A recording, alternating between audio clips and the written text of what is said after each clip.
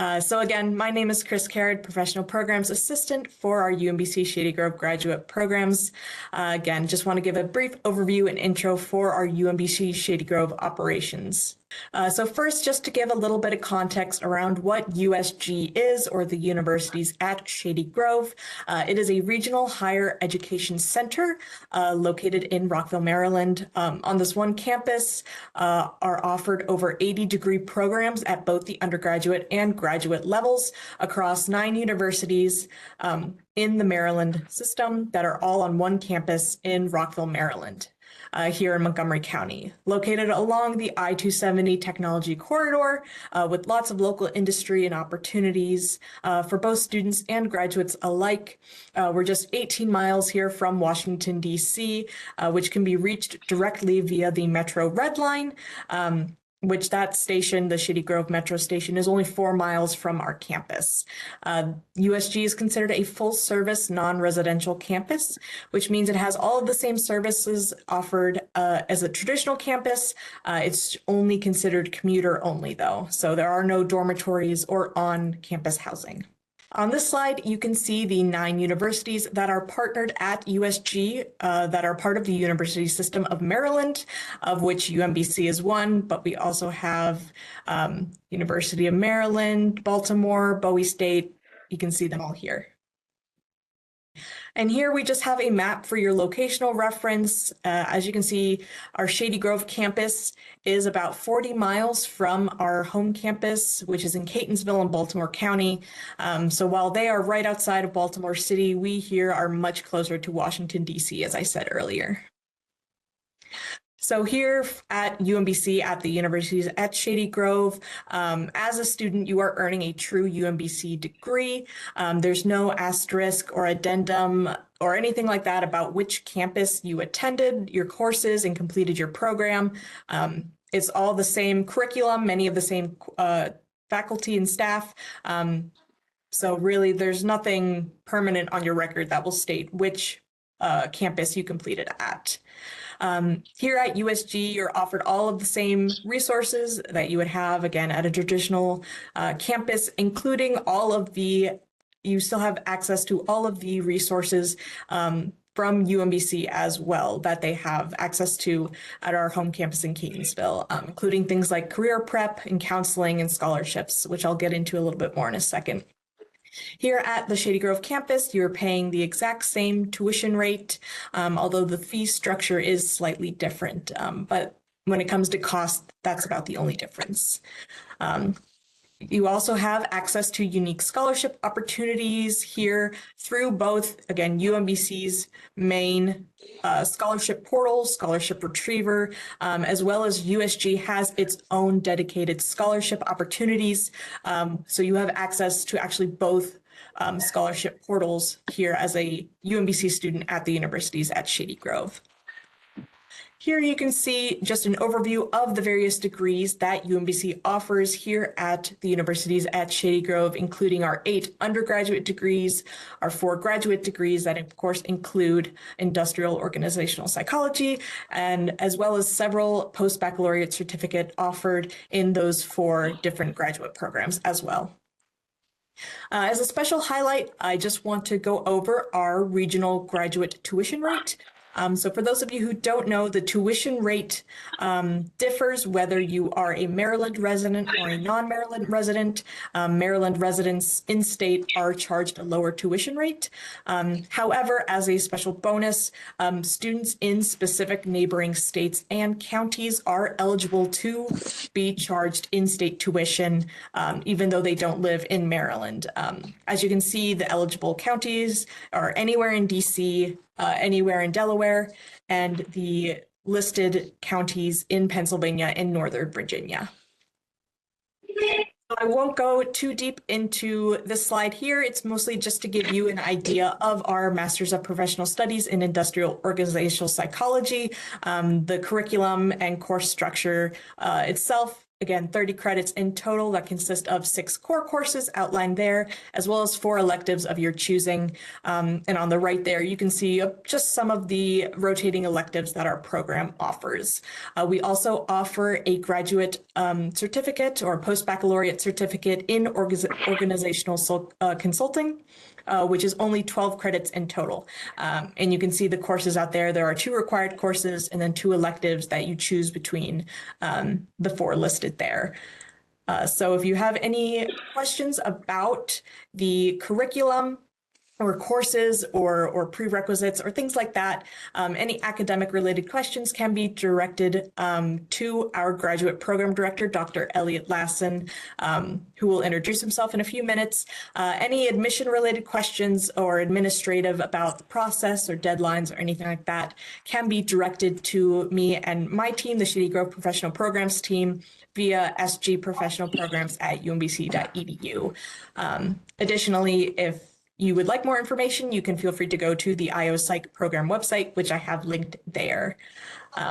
So that's it for my intro. I'm going to go ahead and stop recording for the time being, or stop sharing, I mean.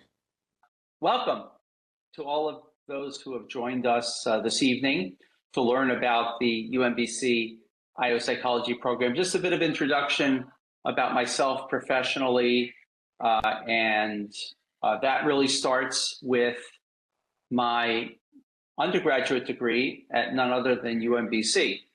And after that, I went on to a master's and PhD combination degree at Wayne State University in Detroit, Michigan. Over the course of my career, I have worked in a number of sectors, which include the corporate, the public sector, which is government.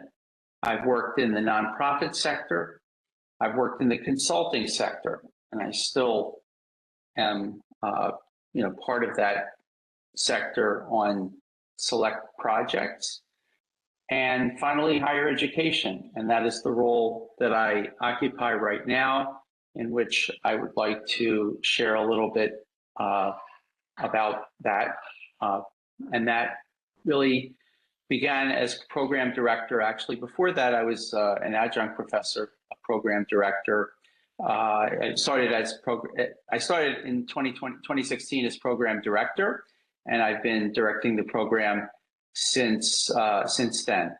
Chris gave I guess a good snapshot of our program. Some of the things that I've done, I'll just mention over the course of my career, focusing on higher education. And that is, I am very big believer that our students, once they complete their degree with us, should be positioned to get good jobs in the field. And I think we'll hear from our alumni on the panel who have already graduated and can, I think, attest to that.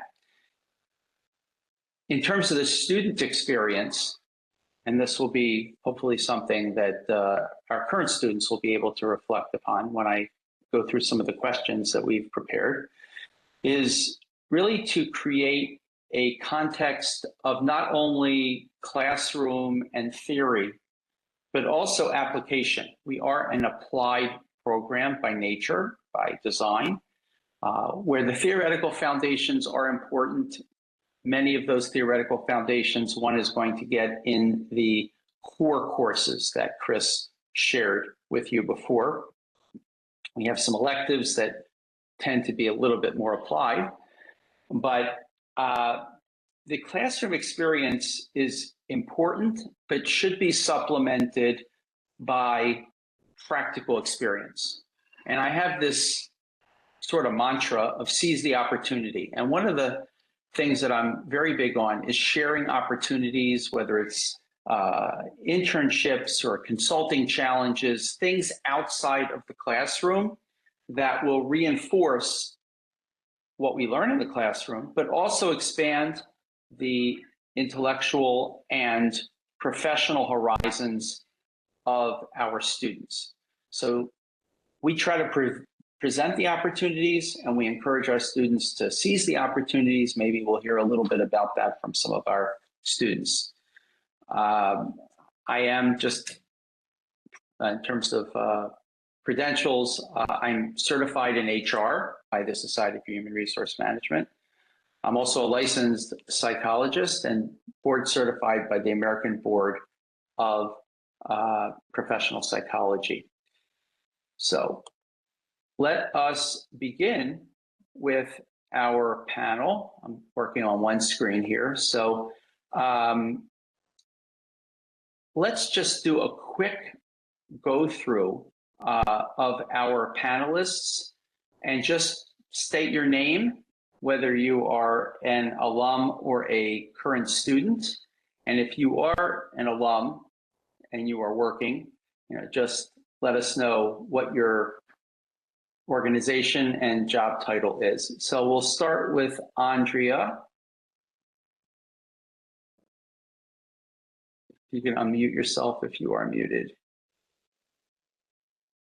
Good evening, everyone. My name is Andrea. I am a recent graduate from the IO program. I am currently working at UMBC's home campus HR department as an HR associate.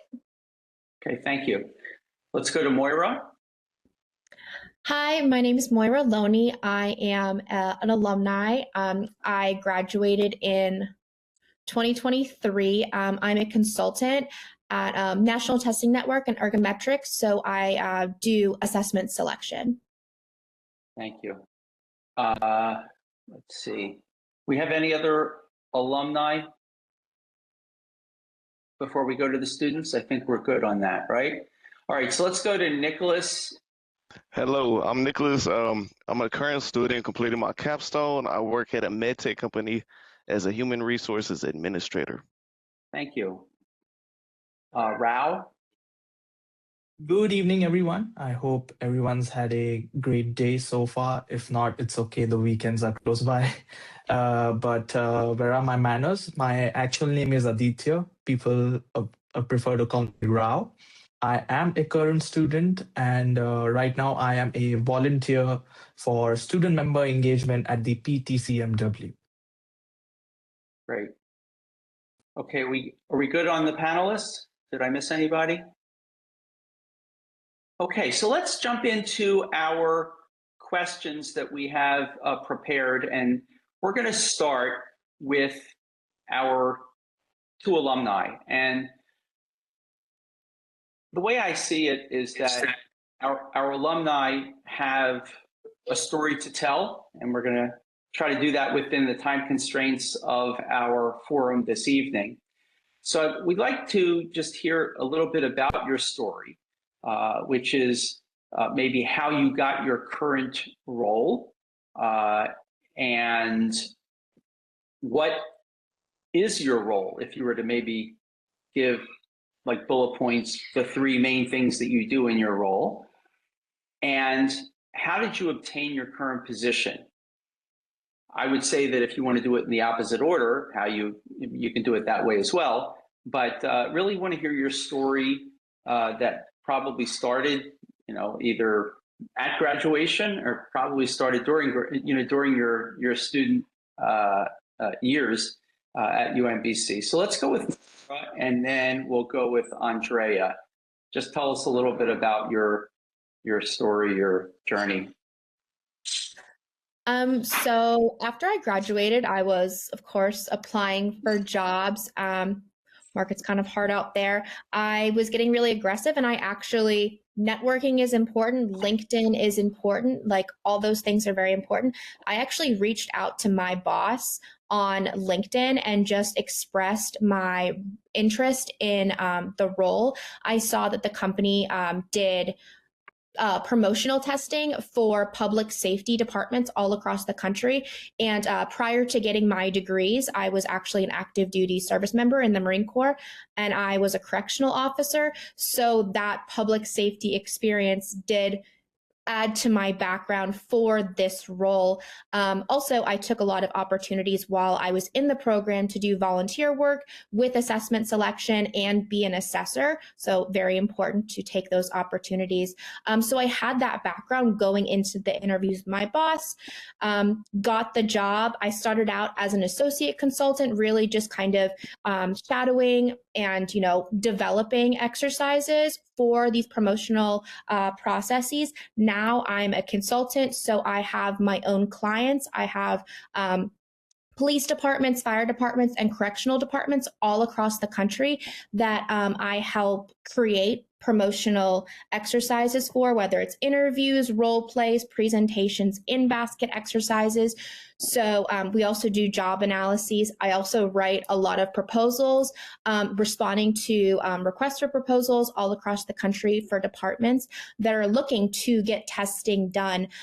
So there's a couple different pieces to my job, but I very much enjoy it. And of course, I travel. I am actually actively at an assessment center. Well, not at the assessment center, I'm in my hotel room, but I'm at an assessment center this week, administering a promotional process for 3 different ranks for a fire department in Delaware. Thank you. I wanted to just hone in on one point that you mentioned very briefly. Did you have an opportunity to be an assessor while you were a student? Was there the Jefferson County? Was that part of it? Yes, it was the Jefferson County. So I don't remember how it came across, but I remember, the program is really great about sending out, like Dr. Lassen said, internships, volunteer opportunities. So I was already in Dr. Lassen's assessment selection class at the time. So I was like, this is a great opportunity, something to put on my resume. So I went down, volunteered. They pay for your flight and your hotel and your food, but I got to experience being an assessor. I got the training on how to be an assessor, seeing like the scoring benchmarks and just all that stuff. And then I got to sit in a room with actually another UMBC student, and we actually did all the things for selecting people for their county's, public service things to hiring. Thank you. So this isn't just an example of how we supplement the classroom activity, and this was a direct connection to a specific class, our methods of assessment course, and a student sees the opportunity to take time out of her schedule to go down there and to get trained as an assessor and to actually do some of the things that she's doing now. So that's predicated on relationships that our programs have with government organizations like Jefferson County, Alabama. Okay, so let's go to Andrea, if you could address that question briefly about your journey. Yeah, of course. So I actually got my current role through an internship opportunity that Dr. Lassen also provided. So I got to intern with UMBC's HR department and doing a lot of PMP and reward and recognition transition planning for them. So after I graduated, I just kept on applying. So similarly to her, I did network, but I networked with my own classmates. A lot of my fellow cohort colleagues were already either part of HR organizations and trying to network within their own agencies. As someone who had zero HR experience going into this program, so taking that opportunity to not only to speak to people who have already had that experience and see what else could I tailor my resume for, how do I make myself more knowledgeable in my interviews and make myself as a stronger candidate. Okay, great, thank you. I'd like to turn the table over to our current students. And maybe talk a little bit about how you connected with the program, how you found out about the program, perhaps, maybe what got you interested in the field of IO as a course of study. And if you could just talk about some of your courses that you've had so far and those that you feel have been of value to you. So let's start with Nick, and then we'll go to Rao. Perfect. So I was living in New Mexico at the time, working at an autism center, providing behavioral therapy to children with autism. And I had come to a crossroads where I didn't really know what I wanted to do. I knew I wasn't getting paid enough, so I had applied for other jobs, had another position, but I had talked to one of my bosses, and they had a position open up for a clinical trainer. And so, looking into the future and my current goals, I wanted to see how I could develop. And I had learned about IO psychology just Googling master's programs. And I knew I didn't want to do clinical work, so business and psychology sounded pretty interesting. So I decided not to take the other job, decided to take the training position so I can get relevant experience and then use that training experience on my application to UMBC. And what stood out with UMBC, it was actually my number one choice because they prioritized that practical experience. So I saw like the capstone and then really emphasizing getting hands-on experience and preparing you to find a job after graduation. So that's what drew me to UMBC. And then once I started at UMBC, I started taking 3 classes. They advise against that, of course. You're supposed to take 2. But my first semester, I took strategic planning. And that class, I learned so much during that class, and it kind of tied into other classes as I progressed throughout my tenure at UMBC.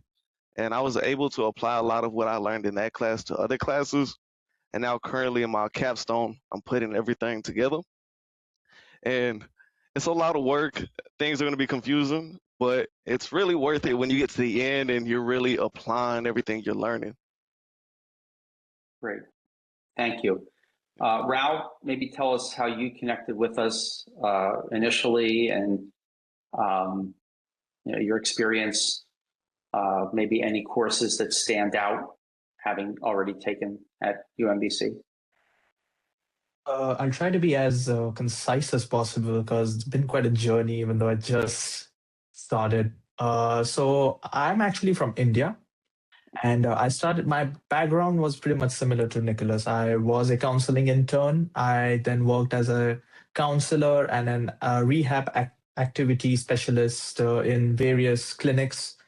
But then I realized that it was really emotionally exhaustive in the sense that I may be able to do it, but not for a long term. Then I parallelly saw my classmates or friends at the time who were talking about IO psychology, and me being a naturally curious person, I started to ask these questions: What is it about? Where do I just begin? What do you see as your end goal?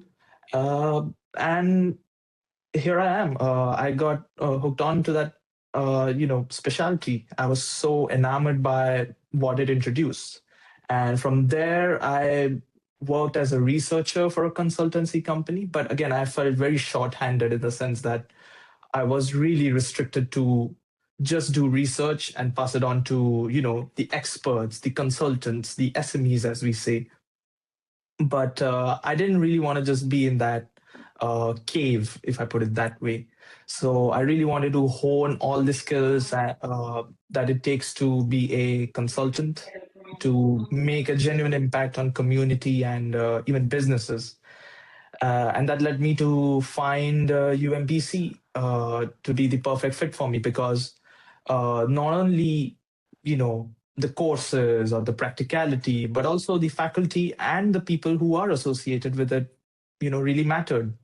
I remember even before I started or before I landed here at the States, I was just spamming mails to Dr. Larson, even Professor Abbott, even the adjunct members who were part of this program, and their proactive responses, their assurity ensured that whatever your goal is, we are there to support you. So I think it's more of the fact that, as Dr. Larson said, seizing the opportunity, focusing and achieving your goals is very much easy through, the kind of people who are surrounded in this program. So that's how I ended up in this program so far. Great, thank you. I'd like to broaden the conversation here to discuss a concept that's also very important to me, and that is professional development. In many fields, it's not an end when you graduate from your degree, because fields are constantly changing, evolving. You can just point to AI and how things have really evolved because of AI, and that is something that will continue into the future. So I'd like to talk a little bit about professional development, which is sometimes connected to a professional organization, a professional association, which would include in our area PTC, which was mentioned before, Personnel Testing Council of Metropolitan Washington, SIOP, Society for Industrial and Organizational Psychology, as well as the local chapters of the Society for Human Resource Management. So those are professional associations, membership organizations that students can become associate members. But there are, in addition to that, there are ongoing professional development efforts that somebody can take, let's say, for continuing education. So I'd like to get back to Andrea first, and then Moira. If you could just address how you have connected with professional associations over the past few years, I think that would be helpful. And also, any sort of certifications. I mentioned a couple of my own certifications that I would say I did not have at the beginning of my career, but any certifications that you've either obtained or are on your bucket list at this time. So let's go with Andrea and then Moira for that question.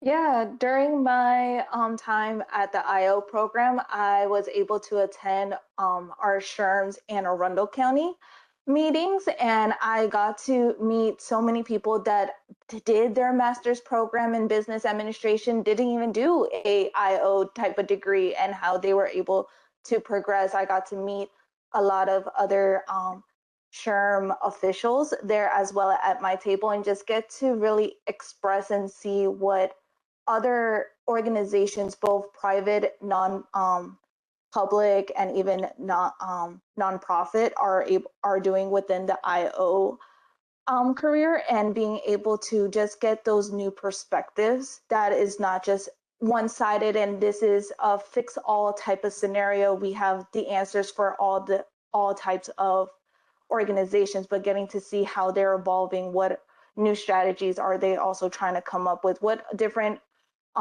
similar situations have we come across, and how have we been trying to solve them. So we get to get that feedback from others. And it's also a great opportunity to network with people in your area too.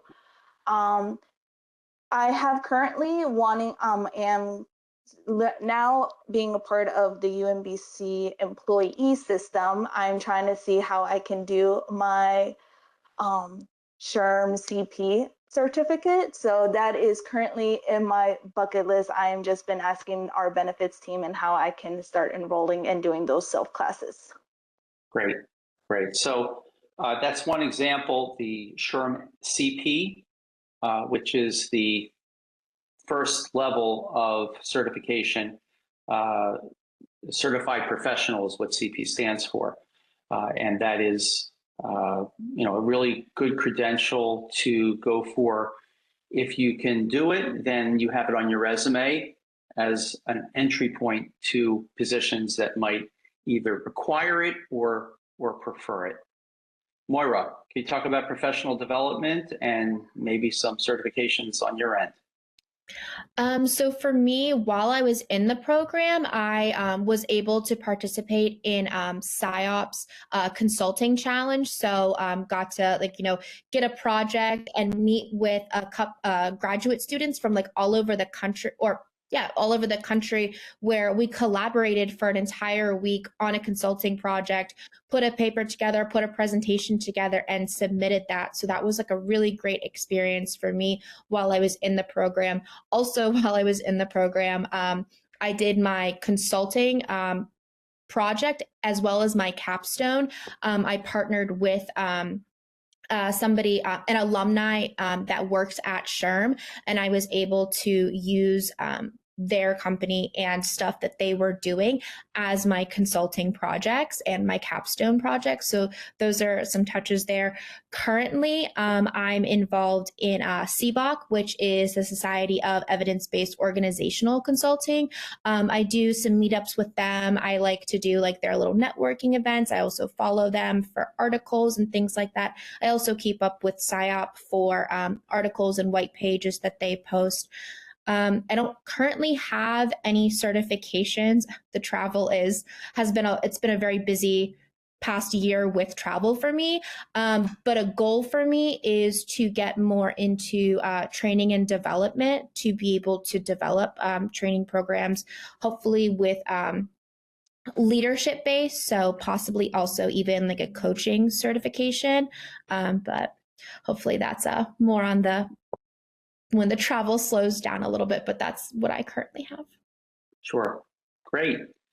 So we've heard about professional development in the context of, and Moira just said, a consulting challenge. And PTC has a consulting challenge, PsyOp has a consulting challenge, and that's really a way to get people in our program, students in our program, connected with consulting. And that is a track that many of our students prefer. The other track, I guess, would be HR, and both are fine. I've done both of those. So thank you for exploring that. And look, in the course of life, sometimes being busy is good. And as long as you have that on your trajectory to continuously learn, and then there might be an opportunity to get some sort of training in or certification in training and development. These are things that I'm sure you're thinking about. So that's great to hear. Okay, so I'm just cognizant of time here, just kind of doing a quick time check. This last question is, I guess we'll have each of our panelists weigh in on it. And it's one of those, what do you see yourself doing in 10 years? What do you see yourself doing in 5 years? What are your career aspirations, your early career, or you are currently a student?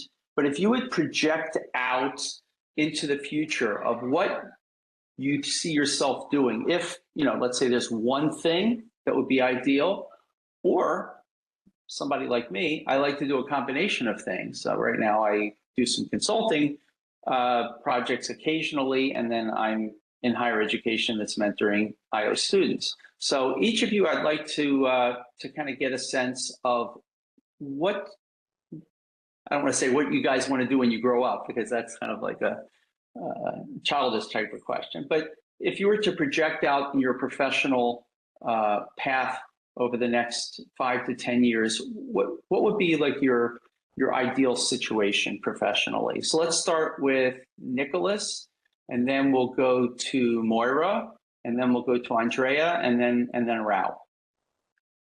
All right. So it's hard when looking out to 5 and 10 years in the future, but current short-term goals are getting the SHRM CP, similar to Andrea.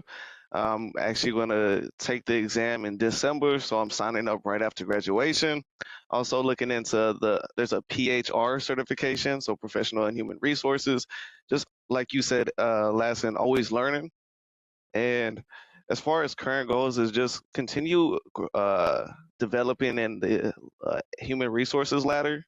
So I'm a current administrator now, maybe becoming a generalist or finding a different role. There's HR analyst, and then utilizing my IO expertise in internal positions where I can help the organization and find different opportunities to learn like that.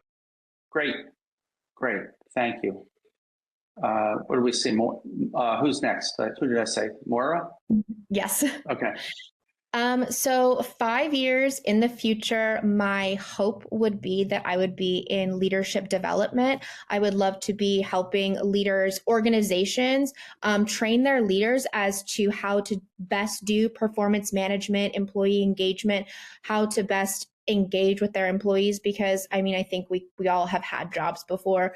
You know that your manager, your leader makes or breaks a job for you. So training leaders on how to effectively manage their employees, that would be 5 years, that would be my entire career goal. But in 10 years, I think my hope is that, like Dr. Lassen, I have like maybe a secondary something that I'm doing. And honestly, it would probably be higher education, because I genuinely enjoy, especially with my Marine Corps background, mentoring and helping and just leading people to, I talk about IO psychology all the time when I'm on site, and I push it all the time. Be like, oh, well, you should get into this. Even assessors that we have that say, oh, I'm about to retire, but this field is so interesting. I'm like, you could do it. You could easily do it with your background. You could get into something with public safety and IO, because I just have a passion for it, that it's so important in our country, our world, to have the workspace be a positive and effective space. And IO psychology is kind of how we do that. So, great. And then, so training the future of IO psychology would be a Great. dream in 10 years. Thank you. And that's, a way of giving back to the field, mentoring students. So I appreciate that. All right, we say Andrea and then Raul, right? Okay. Yep. So 5 years, I would hope to be in a higher position within UMBC HR, either with the HRIS team or with the talent management, as I really enjoy doing a lot of the PMP aspect in my internship. 10 years from now, I would love to be a director, whether it be in the public sector or in private sector.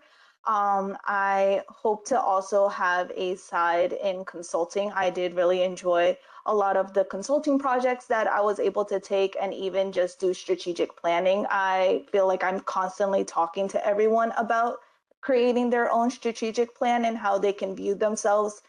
We will think of strategic planning as something that, oh, this is only what we're supposed to do at this very moment, and there's no need to re-edit, but you can use that strategic plan that you learned from IO and implement it in your own life, and you will see everything so differently. I have a work study employee currently who I was just talking this very morning about. Let's create your plan. What do you want to do after graduation? How can you continue evolving, and what are your next steps? And I was like, we can do a SWOT. We can do this. I'm just here giving her all these IO terms, and she's not even an IO student. So it's being able to translate that in a liaison way that everyone is able to experience it indirectly. Great, thank you. And Raul? So my very end goal in this field looks like being a researcher consultant. Again, combining two things: research, wherein a lot of data-driven insights can help me, help solve problems for, organizations. And then at the same time, research will definitely help me get in that academic space wherein I do contribute as well, not just, existing knowledge, but, something new that may come in the foreseeable future. But at the moment, I'm still exploring all avenues, and that will definitely help me shape my roles and responsibilities and further skills and knowledge as I, am a part of this program. And 5 years down the lane, 10 years down the lane, with all the exploration and learning, that's how I see myself to be. Thank you. I just to kind of summarize some of your points that I distilled from your collective comments on the panel. It seems, and it definitely resonates with me, it seems that some of you are interested in having what I would refer to as role diversity, not necessarily doing one thing, research and consulting, maybe teaching, mentoring, in addition to leadership development. Right. So I think that's a healthy way to look at one's future. It diversifies one's skill set. And in the scheme of life, you never know what opportunities are going to come about. So if an opportunity comes in one area, then you can kind of jump in on that. And if an opportunity comes from a different direction, you can pivot and kind of dive into that. So I like that, what you discussed in that regard. I think Moira is the one that mentioned networking earlier in our conversation. Networking is something I very much advocate networking at professional conferences, digital networking through LinkedIn. I think, Rao, you mentioned that you reached out to several of the faculty members, and that's a good way of networking with professionals in the field. And some people, are a little bit skeptical about networking because that's just like a buzzword. But the way I see networking is you never know when a networking connection can become realized for you. It could be 2 weeks after you make that connection. It could be 2 years. It could be 20 years. But if you've cultivated a relationship, a networking relationship, then the payoff could be at any time, but in many cases, there will be a payoff at some point. The premise of the question was, where do you see yourself 5 years from now, 10 years from now? And some people think of that as maybe that would be an interview question that you might get on a job interview. It's a little bit of folklore that that's something that's asked in an interview, certainly not in a structured interview that was based on job analysis. You would not ask that question to a candidate. However, when it comes to ourselves and our own career development, as we progress through our careers, number of months, years into it, it's a healthy exercise to engage in. And that is introspecting, where do I want to get to, and where am I now, and where do I need to get to? Do I need a certification? Do I need more experience? Do I need more specialized experience? Do I need a certification? Whatever it is, what is going to be the roadmap? Where do you get that advice from? There's another part of me that talks about mentoring and having a professional mentor. And who is a professional mentor? Now, nobody hangs out a shingle and gives out a business card, professional mentor. In most cases, you have to create those relationships. You have to identify a mentor, somebody who you feel would be good for you, somebody who may be in that type of position that you would like to be in 5 or 10 years, and work with that individual and ask for feedback, ask for direction. We have our advisory board of our program that has been very valuable to our students, creating relationships, creating job opportunities, and they have served as mentors, but it's not limited to just our advisory board. It could be somebody who you encounter at a professional association. And I would say that for the most part, if you identified somebody and you asked them, would you be willing to speak? You don't have to even use the word mentor. Would you be willing to speak with me, every so often? Can I check in to let you know where I'm at in my career and maybe bounce some ideas off you? And then perhaps if you are offered a situation, you can confide in your mentor. Look, I have this opportunity. Do you think it's a good move for me? So you're not just asking that question in a vacuum. You're asking it predicated on an existing relationship that person knows you and that person has been in touch with you. So some of the just key points: role diversity, networking, periodic introspection, and having a mentor, I believe, are things that are not going to be taught in any class, but it is, they are a portfolio of you want to call them soft skills, if you will, or just strategies of helping manage your career.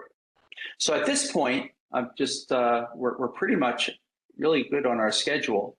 I think what we have is any questions of our panelists. So Chris, were you monitoring the chat? Because I was not. Let's see, do we have any questions in the chat? No. If you have a question, feel free to put it in the chat, or we could just do simple unmute yourself and, oh, hi, Dr. Abad. No, I see Dr. Abad. My colleague, Dr. Abad, also affiliated with our program. So if you have any questions of our panelists, because that's really what we're here to feature as opposed to questions of me. So please feel free to unmute yourself. I see we have a number of people in the audience, in the virtual audience. There's some questions in the chat now. Okay. I see, oh, here we go. Do you have graduates that are working full time? That came from Stacy. I'm not exactly sure. The answer, of course, is yes, but I'm not sure where that question is coming from. But let me just say that our program is deemed for our domestic students, at least, our program is deemed to be a part-time program where most of our students will take 2 courses a semester, which means that they're working part or full-time and taking those courses that we offer in the evening. All of our courses are offered in the evening. But certainly once our students graduate, they're working full-time for the most part. Some in the jobs that they held prior to entering the program, some in new jobs that they were able to get by virtue of having the master's degree. The other question, 2 classes, typical course load. I think that I pretty much explained what that is. I will just say if there are any international students that are either on the call now or are listening to the recording, our international students do have to take 9 credits because they're not typically working, certainly not working full time. And as part of the international arrangement, they have to be considered full-time students. And international, I'm sorry? I'm sorry, I interrupted. Go ahead. No, I was about to take the next question. Oh, in terms of the 2 classes, that's what we recommend. And we don't have a set, like each semester, we don't have a cohort that you take certain classes. We have a range of courses, so it's up to you to decide which courses you want to take each semester. We do give all of our students a handbook that kind of describes what courses are offered in each semester that helps you plan out your course. So sometimes we have students that only take 1 course a semester because maybe their workload outside of academics is heavy, and then other semesters they might take 2. So you're flexible on what you can take. Okay. All right, let's take a look. Can international students live on campus? So that's going to be a question about housing, and that would be to our administrative team. So that would be directed to Chris or Chelsea to explain all the housing options. I currently work, this came from Janae, currently work in public health for a nonprofit. My degree is in organizational management.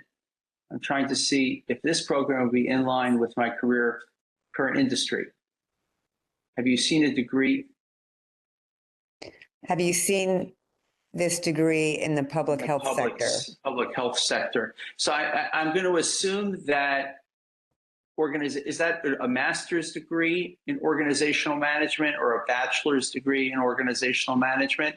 But to try to answer that question, that it seems that an organizational management degree combined with an IO degree would be somewhat complementary to one another. Once again, I don't know from the literal wording of the question, whether I'm assuming it is a bachelor's degree in organizational management. But I think when you look at the public health sector, we're talking about, with our degrees, sometimes we get caught up in semantics and labels, but we're talking about skills and competencies that we develop, whether, as Ralph said, data analytical skills or consulting skills. It's really to build your skill set within the framework of management or human resources or IO. So the public health sector would be like any other sector, and value these types of skills that our program puts out. Okay, I meant working well in the program. Oh, so just getting back to Stacy. Yes, our students will work during the day, and they will take courses in the evening at our Shady Grove campus. I will mention that as a whole, in aggregate, a number of our courses are labeled as hybrid, which means that, let's say, over the course of the semester, you'll go 2/3 of the classes in person, synchronous, and then 1/3 might be synchronous but remote. So that's the way we think of our hybrid model. Some of you mentioned came into the program with minimum hands-on experience. You wish you are. So that's going to be a question. I don't know if our panelists want to tackle that. I can actually talk about that. Great. I will say I don't regret it at all coming in with no experience, because I did get to learn so much through it. I say that even, like, for example, the consulting classes and strategic planning, like I mentioned, you get to utilize it and see it in your everyday, that it really doesn't seem like it's new information. And when you do while you're in the program, or when you do get to graduate and you're having those interviews, you actually sound a lot more comfortable, because you know the material, you know how to express it, you know how to explain it in a way that someone who doesn't have this degree, or who never even heard of this degree, can understand exactly what you're capable of and why you're a good access to the company. So Okay. I would, even without the experience, I will say I loved it. Okay, great. Thank you, Andrea. I'm just looking at a thread here. Sophia asked, how long does it typically take to complete the PhD program? As Chris pointed out, we are an MPS program, which means that we're a terminal master's. We have had students that have gone back to school afterwards and gone for their PhD. But, and I would say that in the field of IO, just very practically speaking, a master's degree is enough to really get a very good job. Okay. Somebody had their hand up. I don't know if I see it now. I am now seeing that Neela Horton has their hand up. Okay, I'm seeing now that my computer is getting out of power, and unfortunately, we have only a few minutes. I just want to apologize in advance in case I lose power, and hopefully Dr. Abad can kind of take over. Neela, do you want to ask your question? Yeah. Hi, yes, thank you. Hi, my name is Neela Horton. I have a BBA in International Business from Howard University. I am currently serving as a Peace Corps volunteer in the Republic of North Macedonia. And my question to the panel is, I'm applying to this program in tandem with the Shriver Fellowship that is at the main UMBC campus. How do you guys balance having a fellowship as well as your classes and possibly other extracurriculars? Anybody want to take that one? I can take that one.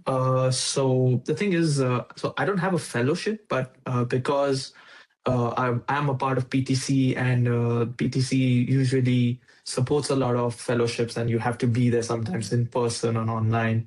So I think it really is about, I think it's a more of a personal kind of preference, in the sense that if you are able to balance, when are you going to study about your academics and also focusing on the fellowship, it'll take some time. Like, I genuinely struggled for like 2 months balancing out, but it all falls right in place. I can assure you that. And besides that, even though this course is intensive in the sense that it'll give you a lot of knowledge and application ability, it's not, your atypical burnout. I can assure you that. So I think it's all about balance in what you kind of do. So I guess just to sum it up, hang in there. You will definitely figure it out. Some bumpy roads at first, but it all falls in line for sure. Okay. So I we would have. also, sorry, I would also suggest time, to have a good calendar, time manage what you're doing. A lot of our professors are also full-time employees too, with their own side jobs as well. They're not just only professors, so they also understand that struggle, have those communications with them. They are not as intimidating. Trust me, as someone who did not like to go and speak to their professors in undergrad, as a grad student, I forced myself to talk to my professors. Certainly, you're able to come up with plans with them and see how they can assist you as well with your own schedule too. Okay, so I would just say once again, I'm going to probably have to bid farewell in a second.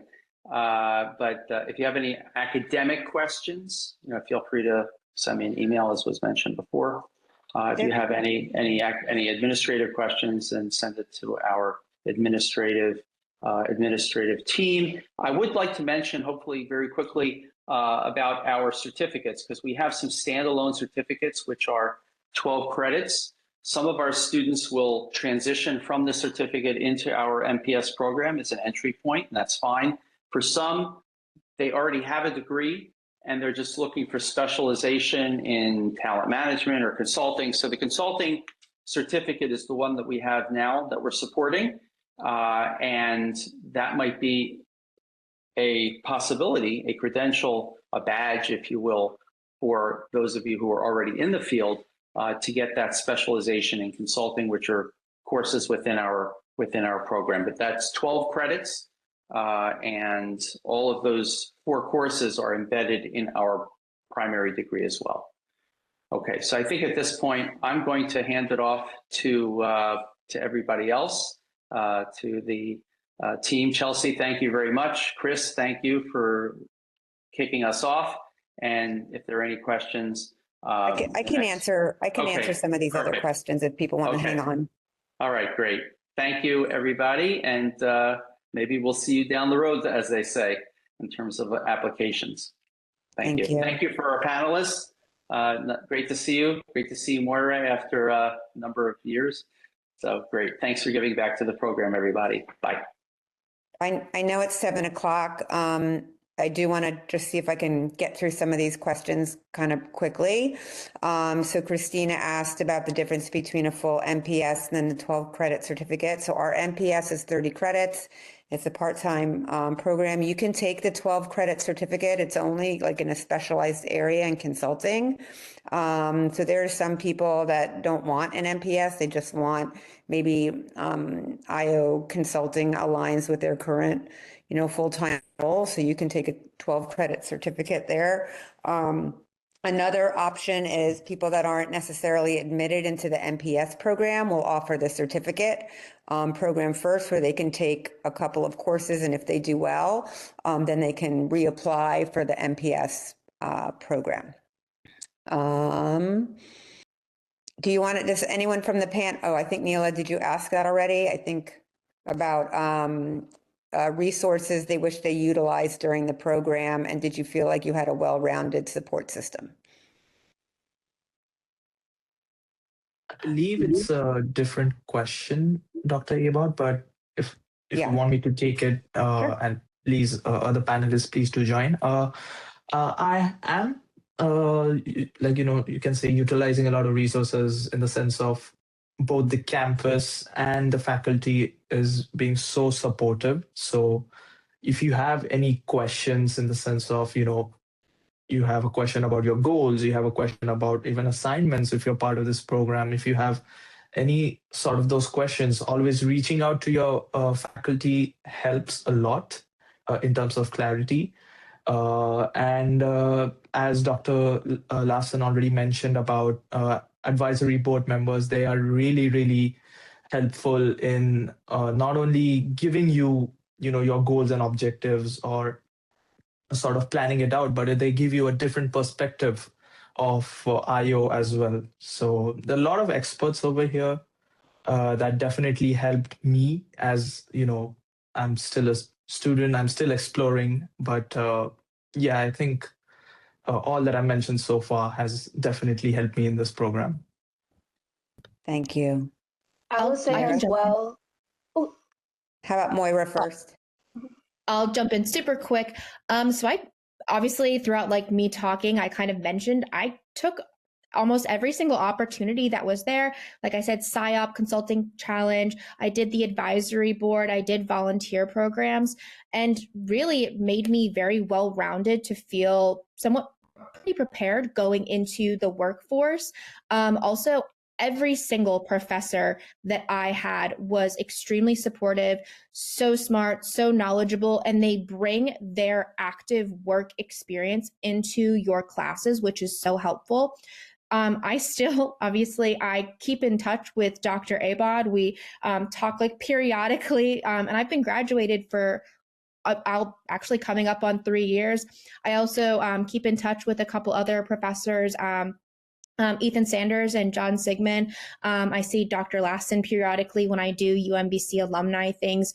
So I very much feel supported. Even after, when I'm in my career, I feel very supported by the professors at UMBC, and I very much felt it while I was in the program. So this is a phenomenal program with phenomenal professors, which is why I continue after 3 years to do anything and everything as an alumni to give back to the program. So I really highly recommend.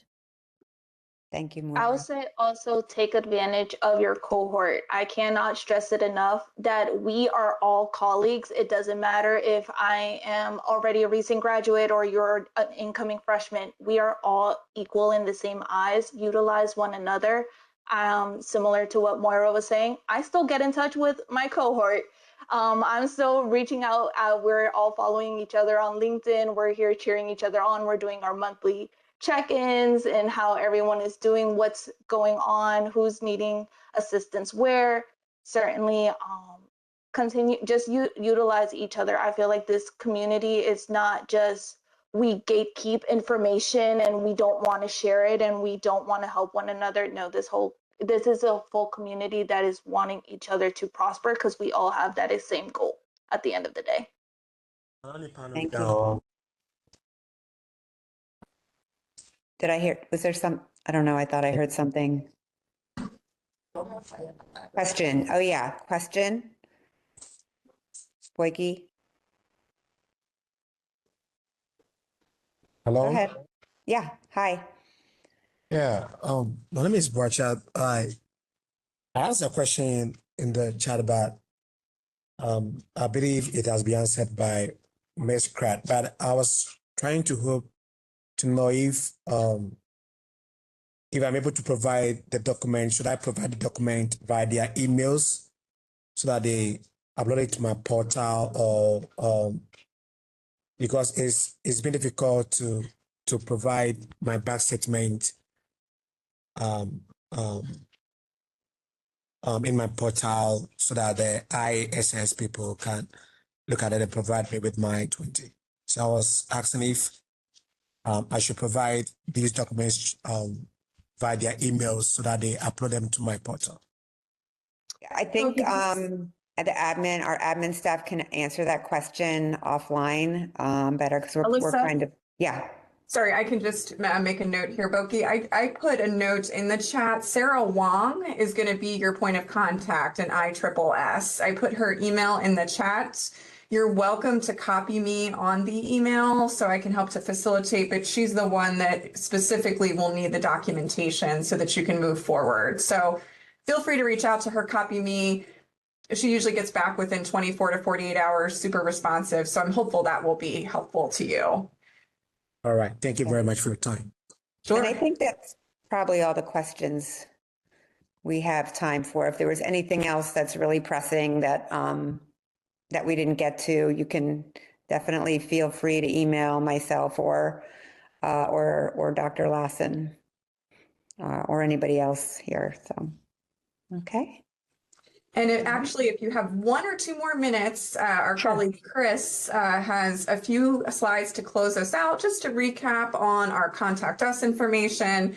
We have an opportunity to garner a application fee waiver if you complete one of our event surveys, and we want to reiterate application deadlines and next steps. So Chris, I'll turn it over to you.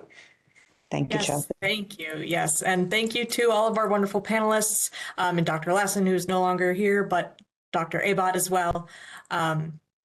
So for those of you in attendance who are interested in applying to our MPS program or perhaps our certificate program, just wanted to quickly go over some next steps and deadlines and processes and everything like that. So we are still accepting applications for the fall 2026 semester. We only admit new students in the fall semesters. So after fall 26, the next available cohort would be fall 27, and we are accepting applications until May 1st. Now, please note that this is a deadline for both domestic and international applicants.